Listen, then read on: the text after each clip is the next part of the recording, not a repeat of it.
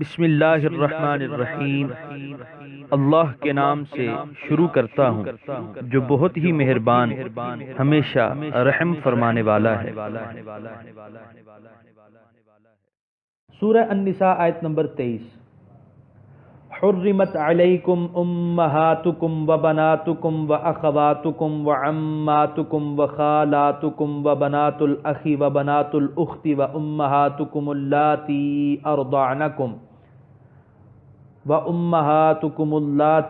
ارضعنکم واخواتکم من الرضاعة وامہات نسائکم وربائبکم اللاتی فی حجورکم من نسائکم اللاتی دخلتم بہن فإن لم تکونوا دخلتم بہن فلا جناح علیکم وحلائل ابنائکم الذین من اصلابکم وان تجمعوا بین الاختین الا ما قد سلف ان اللہ کان غفورا رحیما۔ ترجمہ: حرام کر دی گئیں تم پر تمہاری مائیں اور تمہاری بیٹیاں اور تمہاری بہنیں اور تمہاری پھوپھیاں اور تمہاری خالائیں اور بھتیجیاں اور بھانجیاں اور تمہاری مائیں جنہوں نے تمہیں دودھ پلایا اور تمہاری بہنیں رضاعت سے اور مائیں تمہاری بیویوں کی اور تمہاری بیویوں کی بیٹیاں جو تمہاری گودوں میں پرورش پا رہی ہیں، ان بیویوں سے جن سے تم صحبت کر چکے ہو، اور اگر تم نے صحبت نہ کی ہو ان بیویوں سے تو کوئی حرج نہیں تم پر ان کی بیٹیوں سے نکاح کرنے میں، اور حرام کی گئیں بیویاں تمہارے ان بیٹوں کی جو تمہاری پشتوں سے ہیں، اور یہ بھی حرام ہے کہ جمع کرو تم دو بہنوں کو مگر جو گزر چکا سو وہ معاف ہے، یقیناً اللہ تعالیٰ بہت بخشنے والا بہت رحم فرمانے والا ہے۔ سورہ النساء آیت نمبر 23 کے پہلے حصے کی تفسیر۔ حرام کر دی گئیں تم پر، یہاں سے ان عورتوں کا تفصیلاً ذکر ہوتا ہے جن سے نکاح کرنا حرام ہے۔ یہ حرمت تین طرح کی ہے: حرمت نسب، حرمت رضاعت اور حرمت مصاہرت۔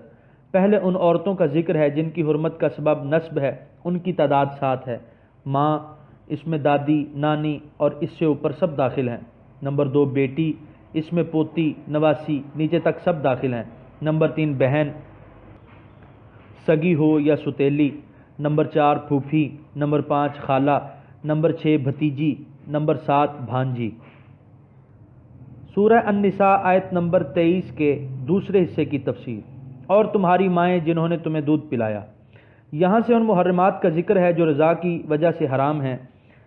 7 رشتے جو نسب سے حرام تھے وہی رضاعت سے حرام ہیں۔ حضور کریم علیہ الصلوۃ والسلام کا ارشاد ہے: یحرم من الرضاع ما یحرم من النسب۔ سورہ النساء آیت نمبر 23 کے تیسرے حصے کی تفسیر۔ اور مائیں تمہاری بیویوں کی۔ اب ان عورتوں کا ذکر ہے جو علاقہ نکاح کی وجہ سے حرام ہو جاتی ہیں۔ ان میں سے بعض وہ ہیں جو ہمیشہ کے لیے حرام ہو جاتی ہیں، بعض وہ ہیں جن کے ساتھ اس وقت تک نکاح حرام ہے جب تک اس کی بیوی اس کے نکاح میں ہے۔ پہلی قسم بیوی کی ماں اور اس بیوی کی بیٹی جس سے صحبت کی جا چکی ہو، لیکن اگر صحبت سے پہلے بیوی کو طلاق دے دی تو اس کی بیٹی سے نکاح درست ہوگا، اور بیٹوں کی بیویاں بھی ہمیشہ کے لیے حرام ہو جاتی ہیں۔ یہی حکم پوتوں اور نواسوں کی بیویوں کا ہے۔ دوسری قسم بیوی کی بہن، پھوپھی، خالہ، بھتیجی اور بھانجی ہیں۔ جب تک بیوی زندہ ہے یا نکاح میں ہے اس وقت تک ان سے نکاح درست نہیں، اور اگر بیوی مر جائے یا اسے طلاق دے دے تو پھر ان سے نکاح کرنا درست ہے۔ سورہ النساء آیت نمبر 23 کے تیسرے حصے کی تفسیر۔ اور حرام کی گئی بیویاں تمہارے ان بیٹوں کی جو تمہاری پشتوں سے ہیں، یعنی ان بیٹوں کی بیویاں حرام ہیں جو تمہاری پشت سے ہوں۔ یہ قید اہل عرب کی ایک غلط رسم کو مٹانے کے لیے بڑھائی گئی ہے کہ وہ جن کو متبنہ بنایا کرتے ان کی بیویوں کے بیوہ یا مطلقہ ہونے کے بعد بھی ان سے نکاح کرنا حرام خیال کرتے۔ سورہ النساء آیت نمبر 23 کے آخری حصے کی تفسیر۔ اور یہ بھی حرام ہے کہ جمع کرو تم دو بہنوں کو۔ دو بہنوں کو خواہ وہ حقیقی ہوں یا رضائی، ایک نکاح میں جمع کرنا بھی حرام ہے۔ اور حضور کریم صلی اللہ علیہ وسلم نے پھوپھی اور بھتیجی، خالہ اور بھانجی کا ایک عقد میں جمع کرنا ممنوع فرمایا ہے، اور اس کی وجہ یہ بیان فرمائی کہ یہ رشتے محبت و پیار کے رشتے ہیں، اگر یہ ایک دوسرے کی سونکنیں بن جائیں گی تو محبت و انس کی جگہ حسد و اناد جو عام طور پر سوکنوں میں پایا جاتا ہے رونما ہو جائے گا۔ انکم اذا فعلتم ذالک قطعتم ارحامہن، مظہری۔ الحمدللہ یہاں پر چوتھا پارہ مکمل ہوا۔